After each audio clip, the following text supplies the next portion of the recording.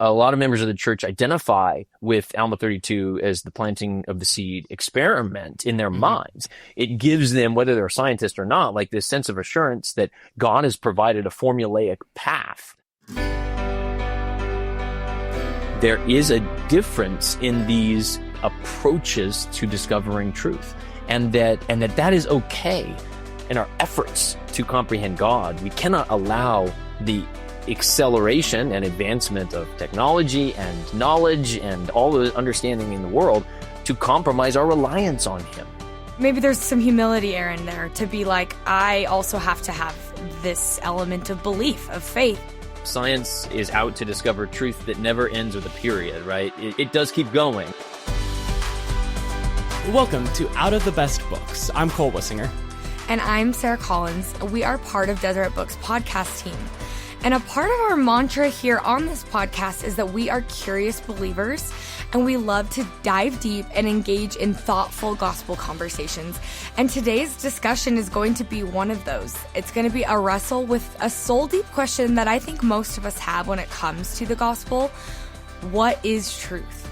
How do we navigate the quiet and simple truth that we know comes from God against this noisy onslaught and bombarding of, quote, what we call maybe untruth that comes from the world?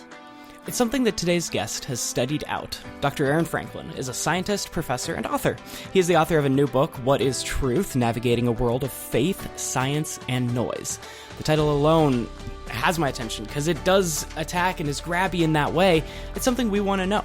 Promises strategies for discovering, holding on to, and cherishing the most powerful and sacred of the truths. And that's what we will get to today.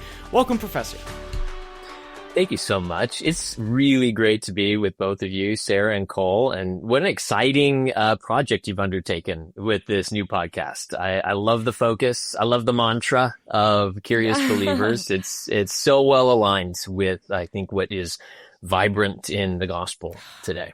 Well, thank you. I feel like we said the title of your book, What is Truth? Sounds like you're maybe one of those curious believers. Am I right to say that, Aaron?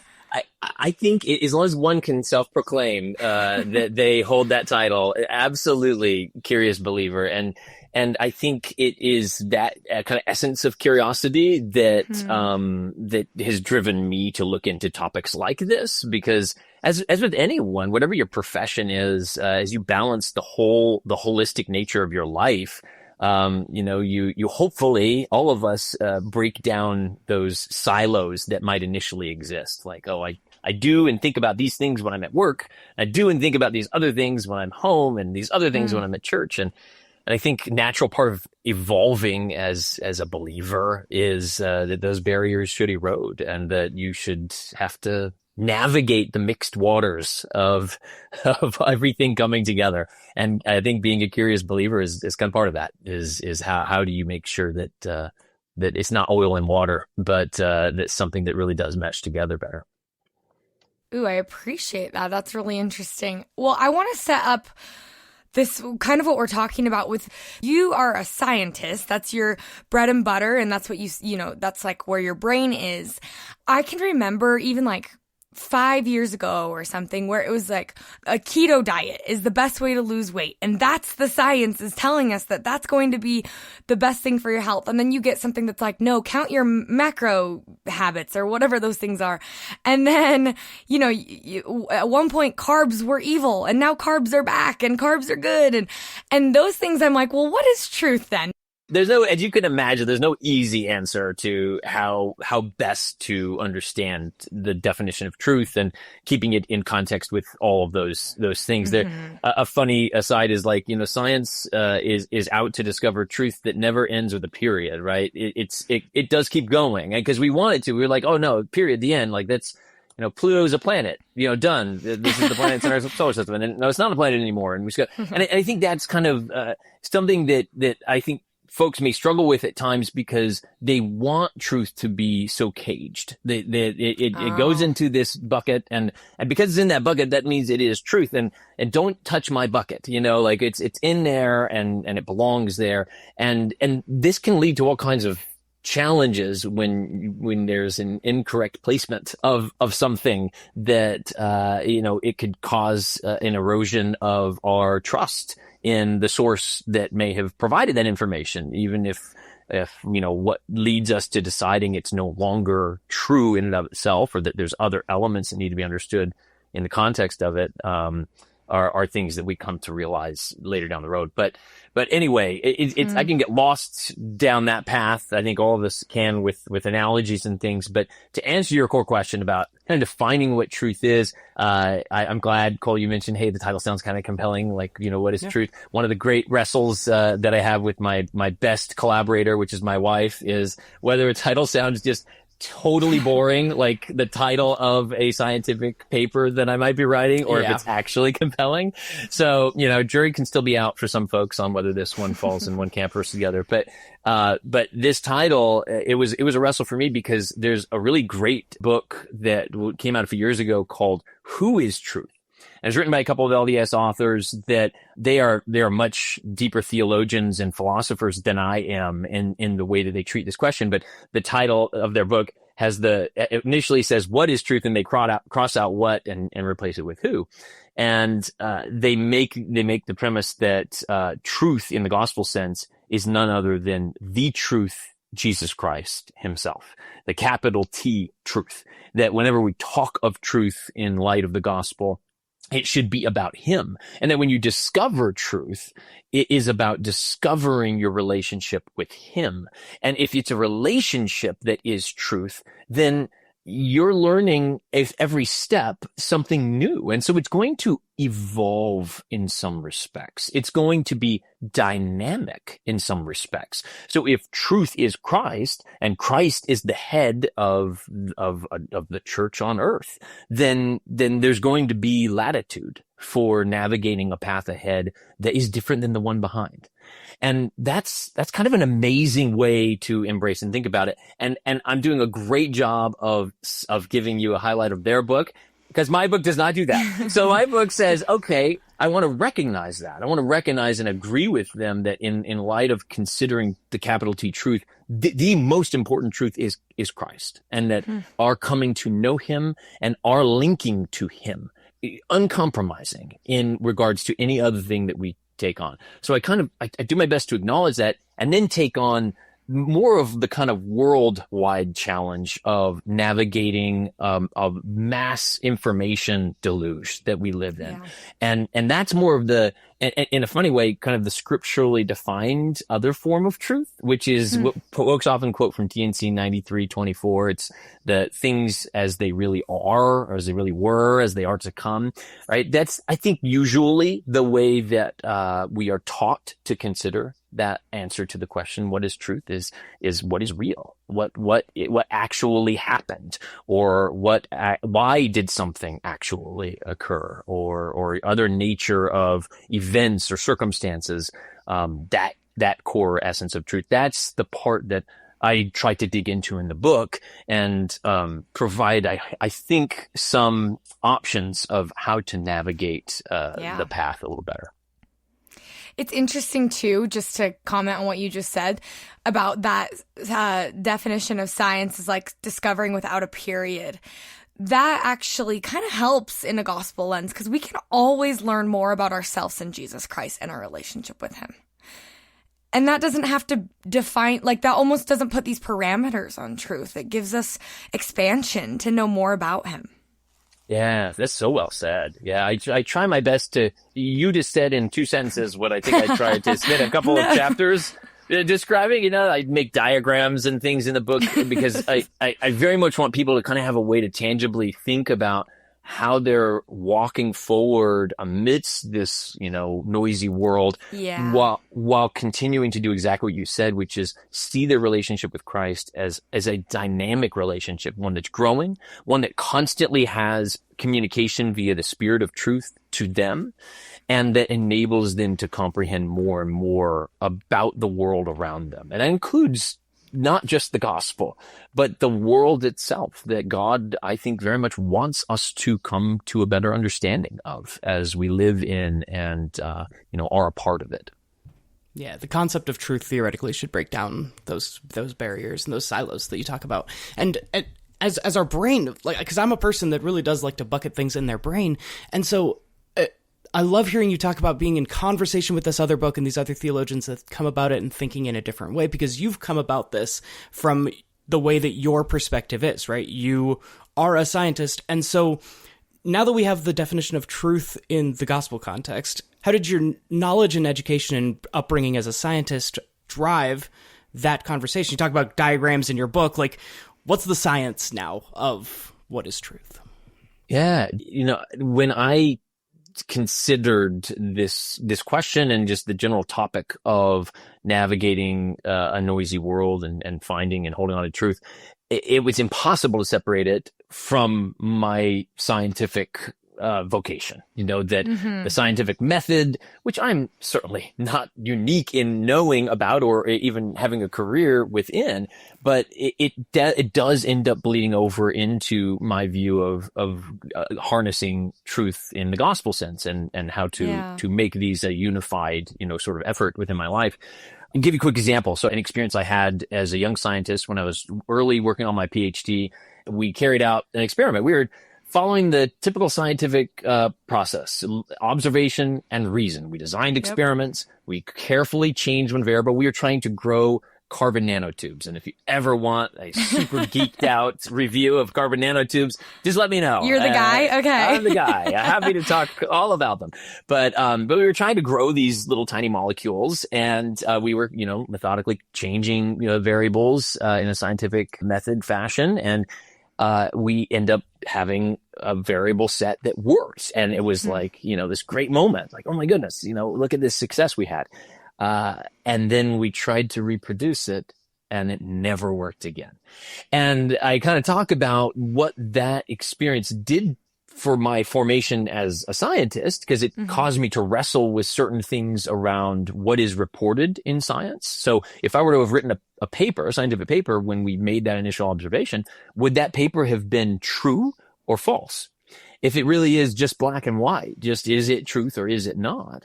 Well, you could make a pretty strong argument in either camp, right? Well, yes, it's truth. It happened. The observation is there, and reason supports that the methods are followed and this is the outcome. Yet at the same time, it didn't happen again, or couldn't get it to happen again. And so it caused a whole kind of other questions as well. So we'll take that experience and sort of try to copy and paste that over into a gospel truth search. So it gave me a different way of considering the fact that I knew I'd had spiritual experiences in my life, but that some of those experiences had not happened again. And that I felt like I had confirming witnesses at points in my life. But those confirming witnesses didn't really happen in the same way that maybe others have expressed them, or they didn't happen in the same way that they once did. And what does that mean? Does that mean they never happened? Or does it mean that something else is evolving or changing with my own growth, with that dynamic nature to my relationship with the Savior? These are the kind of things I'm giving kind of more questions than answers in this discussion. Maybe that's, that sort of, hey, this is the trailer sort of sense. But that's kind of what I tried to dig into a little bit is how, as a scientist, I try to map these worlds in a way that's meaningful. And maybe one last comment on that is just that, something I go into throughout the book at different levels of depth is the I call it classic experiment of the scriptures, which is Alma 32. It's classic because it uses the word experiment. And I think a lot of members of the church identify with Alma 32 as the planting of the seed experiment in their minds. Like it gives them, whether they're a scientist or not, like this sense of assurance that God has provided a formulaic path for me to obtain a witness for truth. And what might be most jarring of all for me was when I came to the realization, and Elder Renlund has talked about this in really beautiful depth in a BYU Education Week devotional that he gave. But it's that the experiment in Alma 32 is not a scientific experiment at all. Oh, and he points that out because in science, because of that no period at the end idea to it, but not just because of that, but just generally, you can't come at it with a conclusion in mind. That science is about open-endedness. It's about, you might hypothesize based on what knowledge you have now, what the outcome may or may not be of an experiment, but you cannot control for it. Your mission is to discover what something is, and that requires total openness that's non-restrictive. That is not what the experiment in Alma 32 demands. It demands observation and reason, and those are aligned with science, but it absolutely critically demands faith. You must have a desire to believe in this thing. And if you try to approach that experiment without including that ingredient, the formula falls apart, right? So it doesn't align with the scientific method in the way that I think sometimes we want it to. I love that description and that bringing yourself and your own personal, like how you approach the world, but then maybe there's some humility, Aaron, there to be like, I also have to have this element of belief, of faith. And actually, that's where I wanted to kind of take us next, because like you said, you didn't set out to really define what is truth, although it's been fun to try and define it as well in our own gospel lens. But you wanted to just provide a way and it's your own experimentation on how to navigate truth, right? And how to walk through all this bombardment of data that we have and how to not get overwhelmed by it, right? In fact, you kind of have principles that you've identified that can make that a lot easier. There is one that sticks out to me. So you have 3. You prescribe God as the ultimate source of truth. And so to me, that seems simple enough, like following the prophet and scriptures. We have sources of truth out there. Number 2 was knowing truth requires choosing to believe, no matter the topic. And I want to put a pin in that one. And then the 3rd is we cannot comprehend all the things God comprehends. So there's more truth to discover. There isn't a period when it comes to our growth in the gospel. But that second one, how can I feel like I do that when it maybe doesn't feel comfortable to choose to believe no matter the topic? What does belief really do for us in this case? Wow, that's a very timely question, isn't it? In fact, I'd say that's at the heart of a lot of what motivates me to learn more on this topic and to do whatever a little I can to share it with others, because the book, you'll find the dedication of the book is to my kids, my 3 children. And I say in the dedication that I hope they never lose sight of the power that comes from believing, because there's so much to that. How one comes to believe amidst the turmoil and the pressures, to the point of your question, that's certainly it's a challenging question to answer, because it's so dependent on an individual's own experiences. Like I tell a story in the book about a minister that I became friends with when I was a missionary in Georgia in the South, and that I had an interaction there that I won't get into all the depths of the story, but I had an interaction that was very eye-opening to me, because it gave me insight into the influence of one's own experiences and background in how they interpret the situations they are handed. So, if you could bring, 4 people into the same room to observe the exact same situation, whatever it may be, and you will get 4 very different reviews and outcomes from that situation. And that's something that it's called Rashomon effect. And I talk a little bit about in the book that there is such a difference in terms of how things impact us as individuals. And it has to do with where we come from. It has to do with what we're willing to observe, and it has to do with what our own narrative may be. And that we have to be mindful, I think, of this and not allow it to limit what ends up prodding us to believe some things and not other things. So no easy way to answer, how to overcome the challenges that we may face about believing. But what I would say is it's worth it to believe. And that the more that you do carry out the experiment in the manner that Alma dictates in Alma 32, by being willing to believe, by giving over that great power. I mean, I honestly think it is one of the greatest and perhaps one of the only powers we really have in our relationship with God, is offering our belief to him. And then the faith that comes with that, which is action on belief, right? Is actually taking into our lives the implications of what it is we believe. But there's such tremendous power to it. And the culture of the church and the gospel, and there's a lot of others talking about this topic these days about faith and doubt. The culture of the church has been one that has rested more on knowledge.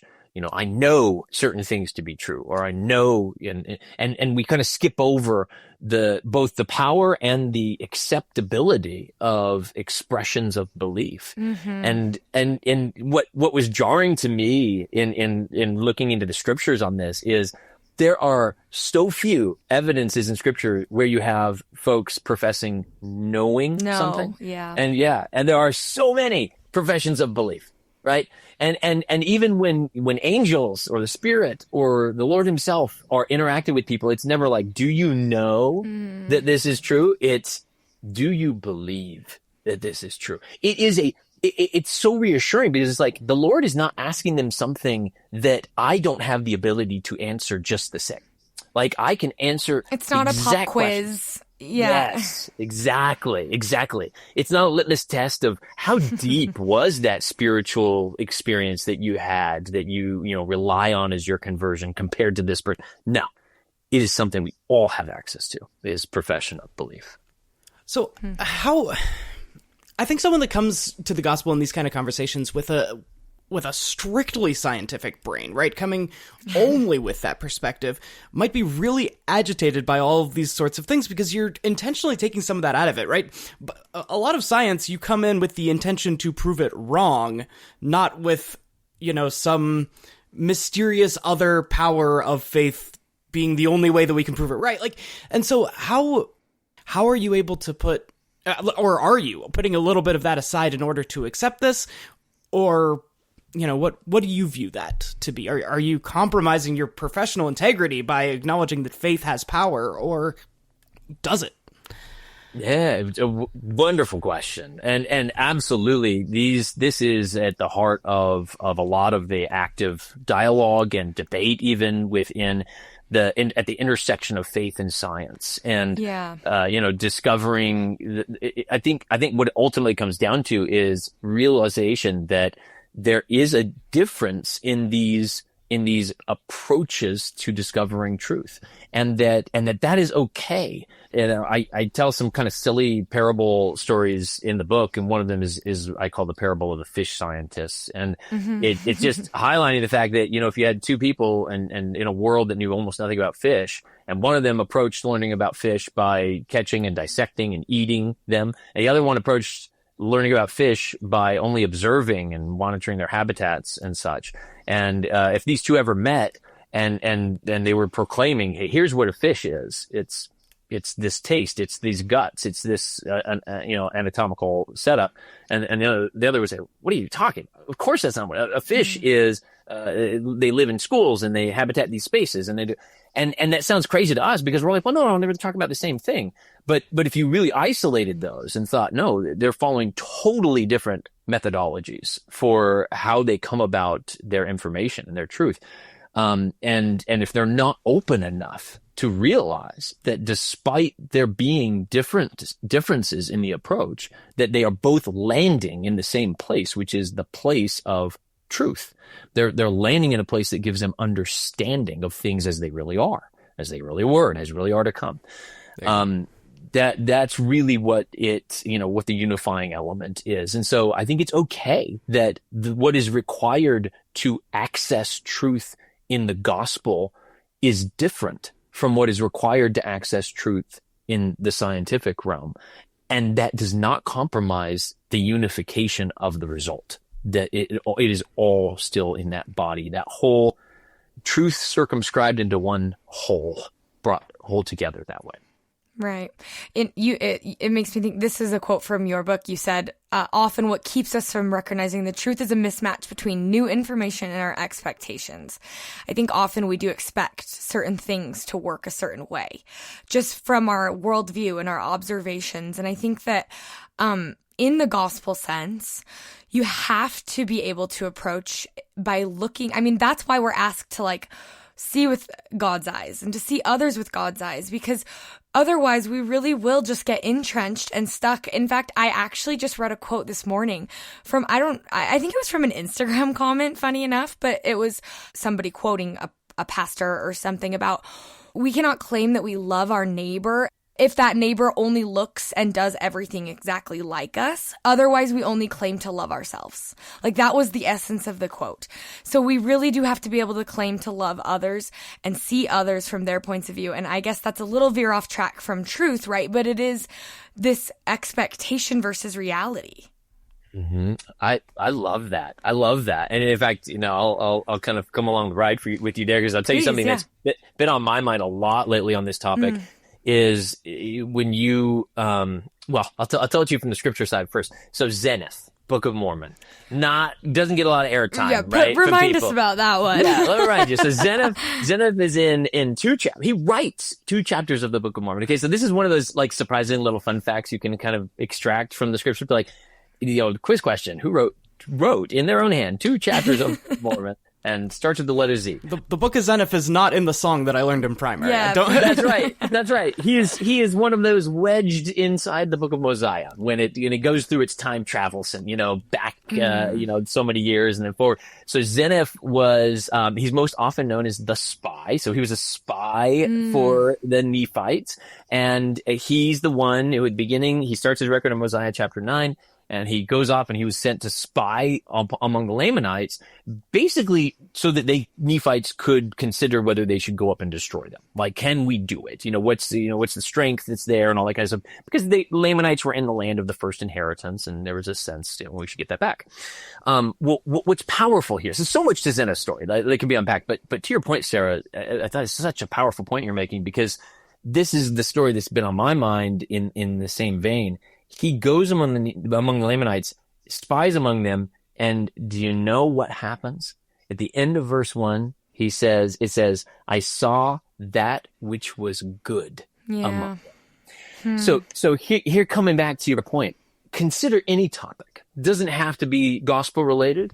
It could be extremely polarizing, like a political topic. It could be a scientific related topic. There's a lot for the choosing under active debate in our world today. So you choose one, and then choose in your mind what the opposing side is to that topic. Who is the quote enemy in that topical space for you? Now, if you were to go and observe that enemy, do you have enough openness to see what Zenith saw? Can you see the good? Because he didn't just see the good. He went back among his people, fought them physically. Yeah. There was a battle where, and it says in the second verse, father fought against father and brother against brother. I mean, does that sound familiar in the world we live in today? That was the intensity of that battle, which rested on the fact that Zenith was one of the few with enough openness to see someone who sees the world totally different than he did and find good among them. So, and to this kind of central premise of truth, did he have to compromise his truth for that? No. He never stopped believing in God. His people went and ended up inheriting that land. They followed the gospel principles. The Lord led them, including into subsequent battles in the decades ahead. So the Lord didn't abandon them. He didn't abandon his truth and reliance on Christ. But it didn't stop him from being able to see good in others and probably to grow in his own understanding and knowledge of truth because of that openness. But as we go through a world that has, it seems, 2 sides, very 2 clear sides, not a lot of minutia in between with 17 different sides. Like, there are seemingly 2 sides to a lot of things. Truth and a belief in God would dictate that one of those is right? Like, so as you go through your profession, like teaching students, how do you teach them a truth, but also encourage them to see things from a different and potentially wronger side? I love that. So I love that you expressed it so well, Cole, because it is a wrestle. Like, no one should, anyone that is within the reach of my voice in this interview or our voices, anyone else's, don't take titles and sophistry to suggest mastery on this topic. Like, this is a wrestle. Like, it doesn't matter who you are. Figuring out how to navigate exactly what you're saying, Cole, this is an absolute wrestle. And I think, part of what you're getting at is truth relative? Like, and I think the answer to that is it cannot be relative. Take a simple historical fact. You can call it a historical claim that is central to our truth in the restored gospel. Joseph Smith received golden plates from the angel Moroni. Okay, so we see this as a historical fact within our narrative of the restoration. It either happened or it didn't, right? It is not relative. Whether or not I believe it doesn't change whether it happened or not, right? And that goes in both directions. So I think truth in that sense cannot be relative. So how then do you navigate things? And as you were saying, the fact that maybe sometimes this would require openness to something that you personally believe or might even have witnesses suggesting is not true.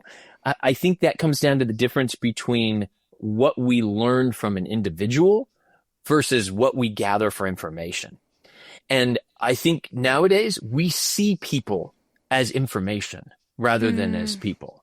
I think we see, you could have a whole belief system set up of how you view someone. And I'll give you a really pertinent example. This just happened yesterday. Okay. There's someone that lives by us that has a flag in their yard. I have no idea what the flag means. Okay. I'd never seen it before in my life. And there are a lot of flags out there. There are millions and millions, right? And my wife and I are like, oh, you seen that flag? Oh yeah, I don't know what that means. We've talked about it for months without knowing what it means. We finally look it up, and we've met the folks who live in this house, and we like them. They really are good people. We find out what the flag means. The flag means something so contrary to what we hold as true. Truth, right? It embodies principles that don't align with principles that we hold true and dear to us. And suddenly you immediately could feel the canker in your mind over the way that those people are viewed. Like they suddenly turned from being people to being information. Now they are an embodiment of this information that I happen to disagree with based on my own embodiment of experiences and such. And so it is a real wrestle. It was a wrestle to say, no, me knowing this piece of information about them changes nothing about them, about the people they are, and about the fact that there is still much that I can learn from them, even without compromising what I hold as my own truth. And you don't have to look any further than the example of the leaders of the church for this. You look at the first presidency and the Quorum of the 12, read any statements they make when they have meetings with those of other faiths that they obviously don't agree with. They obviously don't see truth in the same way as, and yet it is overflowing with respect, admiration, even in certain regards to the way that those folks might live their lives, the way that they reach the world, and the way that they believe. And I think there's such beauty in that requires intentionality to encompass in the way that we navigate the world. Wow, I'll be thinking about that for a long time. Thank you for pointing that out to us, Aaron, that people are not information. That is so impactful and something that I'm going to make sure that I don't use or weaponize. And speaking of that, I think I have this question about perhaps how we approach whatever side we might stand on by using points of doctrine or scriptures that sometimes feel either paradoxical or even that they contradict one another. You could pick two things to kind of pit against a different side. Like, for example, a lot of people use Jesus flipping tables in the temple to say, well, he had this righteous indignation. And then there's this other side that will say, yes, but he dined with the sinners. And so we should be, and of course there's value in both those stories. And perhaps we just shouldn't be weaponizing the scriptures. Can we talk a little bit more about that? Can you dive into that for us? Yeah, yeah, I completely agree, and I have definitely heard that. The go-to that I have when I hear that type of weaponization, if you will, of this one example from Jesus, two in his ministry of clearing the temple, he is Jesus, he is God, and we are not. Man can comprehend all the things which God doth comprehend. Mosiah 4:9. Like that's why one of those three kind of centralized principles that I bring out in the book is so foundational, in my opinion, to how we can successfully obtain more truth in the way we live our lives, because it requires humility. And the more you learn, the harder humility is to come by, because it's the same reason why the more that we understand as a society, you don't understand maybe how, so I'll take an example, like a phone, like a smartphone. Most people don't understand how this thing works, right? No understanding. How's it getting information there? How does it manage to display it? How does it manage to store the information? How is it extracting it? How does it see my face and actually, use that to recognize? Most people don't understand those things. Yeah, it's magic, right? And yet, even though you don't personally understand it, I don't personally understand it, it doesn't change the fact that because we know it is understood, it suddenly feels like we are more capable as humanity than we were. And the more capable we feel, the less reliant we tend to be on something we don't understand, which is God, or that we don't fully comprehend, which is God. And so we, in our efforts to comprehend God, we cannot allow the acceleration and advancement of technology and knowledge and all the understanding in the world to compromise our reliance on him. That we don't have to understand perfectly everything about his ways in order to depend on his guidance. And anyway, so coming back to the other question, because I think I went on a big tangent there. I just think it's really dangerous to use singular examples, particularly in the Savior's own ministry, as reasons for our behavior if that behavior violates what Jesus was unequivocally clear about, which is prioritizing our love of God and our love to others. So if our actions are compromising those principles, then we are not emulating, in my opinion, what Jesus is intending us to emulate. And that's kind of that's a period at the end of that one. That's the truth of the period at the end of it. There's no other transformation to the prioritization of charity in what we're here to emulate about Christ.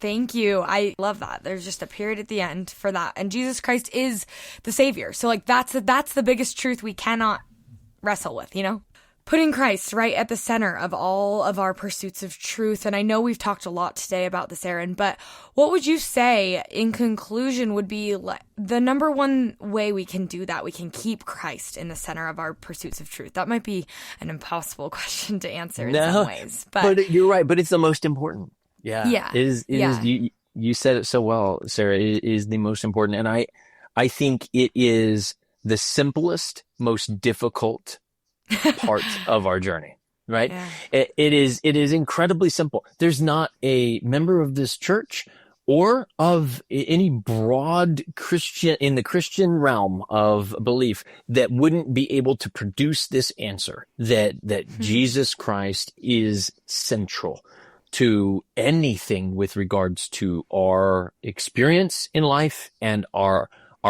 potential for salvation. That Christ is at the center, and that includes our own navigation to find truth. So if it's so simple to for so many people to understand that, why is it so difficult to actually live by it? Because I think living by it, it comes back to the answer that Jesus gave to Thomas. So I'm super grateful for the one we call Doubting Thomas, and he was never called that in the scriptures, by the way. He just gets handed that label because not the best it's just information about him. It's not who he is. Exactly. Just because he did it one time. Thank you, Cole. Thank you. One time, and who knows where he was when Jesus first appeared to the other apostles? He could have been off doing something he was given instruction to do. He could have been fulfilling his calling somewhere, and it's like, hey, I'm out doing good And that's when this most, historic and grand of all experiences of the resurrected Lord comes. Anyway, I have a lot to say about that, obviously, but that's not my point right here. My point is that same Thomas, earlier in Jesus' ministry, he was one willing to ask a question. So Jesus often spoke in a manner that was hard for the apostles, the disciples, to really understand all the meaning of what he was saying. We get a lot of reminders about that throughout the four Gospels. And one instance is he was talking about where he goes, that he will prepare a place for them. And I'm sure all of them were like, what is he talking about? But Thomas was willing to say, what place? Like, where are you going? Where should we meet you? Where is the place? And, how do we get there? And Jesus answered with this very well-known verse. This is John 14:6. I am the way, the truth, and the life, right? No man cometh unto the Father but by me. And that there is a universality to what Jesus is saying, that he wasn't talking about a specific place, a location. He was talking about the method by which we live to get there. And that method is by keeping him at the center. It's that when we run into those who may see things differently than us, or when we run into information that may conflict with what we have embraced and even have had witnesses confirming to us from God the veracity of, that what we do first and foremost is turn to Christ, that we do not allow anything to compromise those most fundamental of principles that he taught, the two great commandments: love God, love others. That nothing else matters. Not what you come to know, not what you come to understand, not who you convince of any of those things, but whether you loved God and loved others, and that everything else hangs on it. And I think that the better we can do individually at keeping that very difficult but simple aspect of our navigation of the world in focus, the more we'll come to comprehend. We'll come to comprehend more about God, about his dealings, about his plan, and we'll come to comprehend more about whatever other fields of vocation or other relationships that we have in this world. I think it will all come as one great whole to us as we get better at keeping that at the center, the Savior at the center. Thank you. Thank you so much. Wow, that was beautiful, Dr. Franklin. Thank you for listening to this episode. And if you'd like to hear more of Aaron's work, then you can head to the Deseret Bookshelf Plus app, where you can listen to the entirety of What is Truth? Navigating a World of Faith, Science, and Noise. Or you can check it out at your local Deseret Book. Thanks again for listening. We'll see you next week on Out of the Best Books.